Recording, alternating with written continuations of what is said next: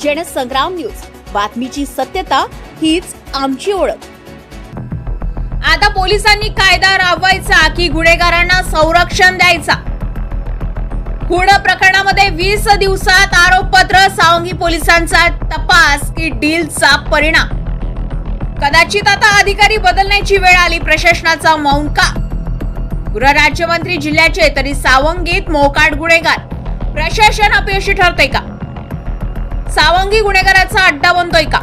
Police संरक्षणाखाली अवैध धंद्यांचा उच्छाद, वर्धेकरांमध्ये अस्वस्थता, सावंगी परिसरातील गुन्हेगारी व कथित आर्थिक व्यवहाराची चर्चा। वर्धा शहरातील सावंगी परिसरामध्ये दिवसेंदिवस गुन्हेगारी आणि अवैध धंद्यांना वाव मिळत असल्याचं चित्र समोर येत आहे। गेल्या काही महिन्यांपूर्वी घडून गेलेल्या एका वैद्यकीय वर्गाला शिकत असणाऱ्या विद्यार्थिनीचा बलात्कार करून खून झालेल्या प्रकरणामध्ये सावंगी पोलिसांनी वरिष्ठांची दिशाभूल करून चक्क आत्महत्येचा तपास केलाय व त्या केलेल्या तपासावरही आता गंभीर प्रश्न उपस्थित केले जात आहे। खुनासारख्या गंभीर गुन्ह्यामध्ये अवघ्या 20 दिवसात दोषारोपपत्र माननीय न्यायालयात सादर करण्यात आले व तेही आत्महत्येचे म्हणून तपास पोकळ केला असल्याची टीका होत आहे। मात्र काही तपासावर विद्यमान न्यायालयाने देखील तशेर ओढले आहे। या प्रकरणात मोठ्या प्रमाणावर आर्थिक व्यवहार झाल्याची चर्चा देखील परिसरात चांगलीच गाजली होती।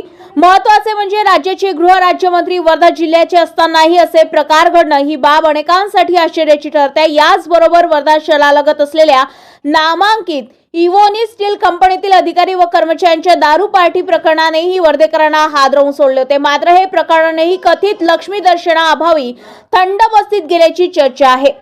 सावंगी परिसरातील काही मोठ्या हॉटेलमध्ये सुरू असलेल्या अवैध दारू विक्रीमुळे कायदा सुव्यवस्थेचा प्रश्न गंभीर होत असल्याचं नागरिकांचं म्हणणं आहे। या पार्श्वभूमीवर सावंगी परिसरातील काही सामाजिक संघटनांनी थेट ठाणेदार बदलवावा अशी मागणी वर्धेचे पालकमंत्री तसेच गृहराज्यमंत्री माननीय पंकज भोयर यांच्याकडे केल्याची माहिती समोर आली आहे।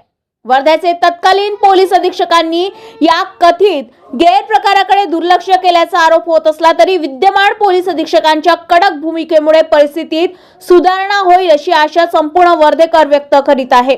आता प्रशासन गंभीर आरोपाची दखल घेऊन ठोस कारवाई करणार का, याकडे सर्वांचं लक्ष लागलंय। Bureau report, Jansangram news, Wardha.